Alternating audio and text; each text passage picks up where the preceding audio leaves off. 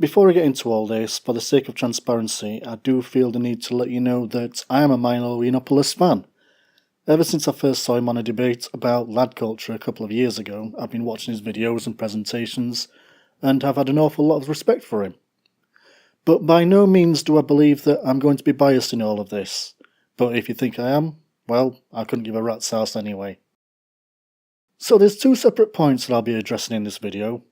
Firstly, the actual allegations themselves, and secondly, the media's behaviour within all this. Right, I'm not going to include the video that the media has been referring to, but I will add a link to it in the description below. Now, in the context the main media has been portraying, it does sound pretty damning. Now, all these news sites know how dumb most of the population is, and know that the majority won't even check the facts themselves. They'll simply take the articles at face value and take the word for it. Then they'll share it with everyone else who will also come to the same conclusion that he is guilty of these things. In the footage in question, Milo says he was molested, although he never used that word. He was sexually abused by a Catholic priest when he was 13 years old. Now, I'm not going to get into the age-old rant about how the Catholic Church is a haven for pedos, because that's been said plenty of times already, and will be talked about for many years to come as well. My basic opinion is that anyone who partakes in the act is absolutely abhorrent and should be castrated with a couple of bricks, and the same fate should go to anyone who tries to cover it up, whether they belong to the Catholic Church or any other institution. Anyway, back on track.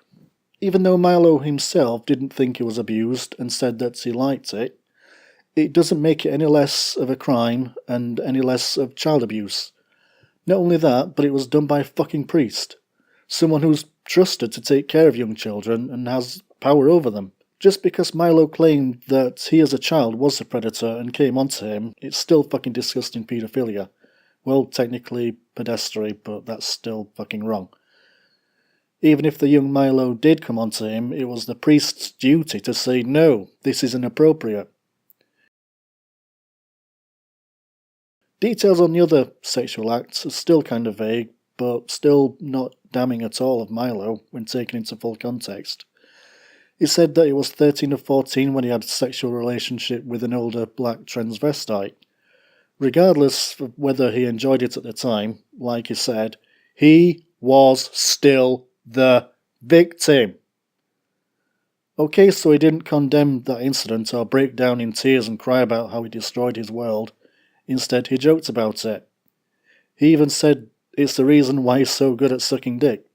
He simply has a way of coping with these things that are different to how most people do. He doesn't want to be seen as a victim, nor does he want pity.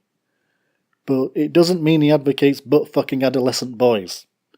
If he did, then why would he have outed 3 different paedophiles during his career?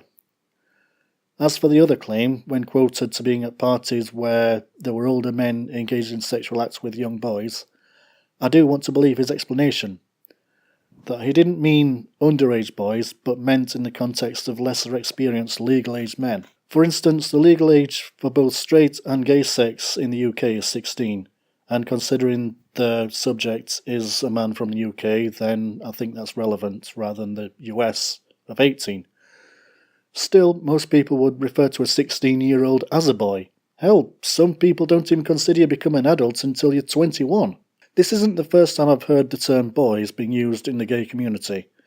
For instance, a younger male will be called boy by an older, more experienced man, who more or less takes him under his wing, so in that context it's hardly controversial. Right, now for the second part, the mainstream media's part in all of this. Let's be honest people, it's hardly a coincidence that this footage that frames Milo Yiannopoulos as a paedophile or someone who supports paedophilia suddenly came into the spotlight just after he'd appeared on the biggest platform he's been on so far.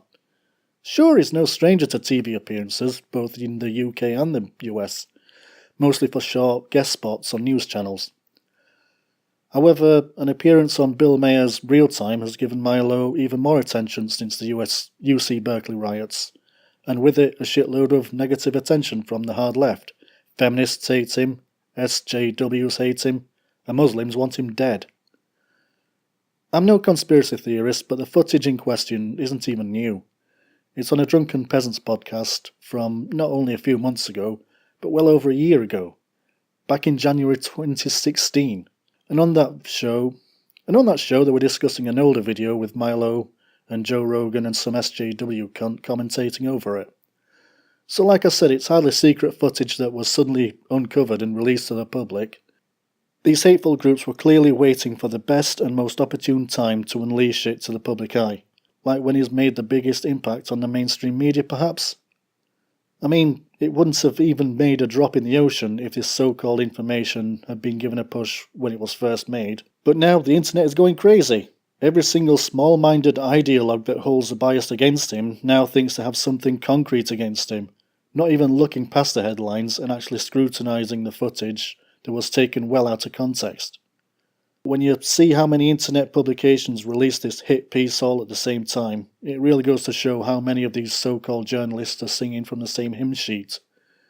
If they're not all working together to push the same narrative, like what was uncovered during Gamergate, then they're all just lazy bastards that copy off each other's work, and not a single bit of fact-checking has gone before publishing the pieces. Just like what happened with PewDiePie, and I'm sure the mainstream media will try to demonise someone else soon enough. So, maybe we should get a secret poll together, see who's next on the target. Put me down for Blair White, Boogie2988, or, The Amazing Atheist.